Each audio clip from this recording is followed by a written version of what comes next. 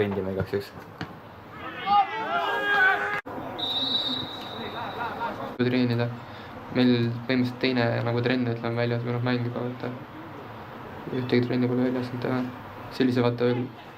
No, kurat hea sööt oli teilt Andre tõttu. Nagu pole enam surve all vähemalt. Jaa. Kes see oli? Või minu kuulus? Kes see oli?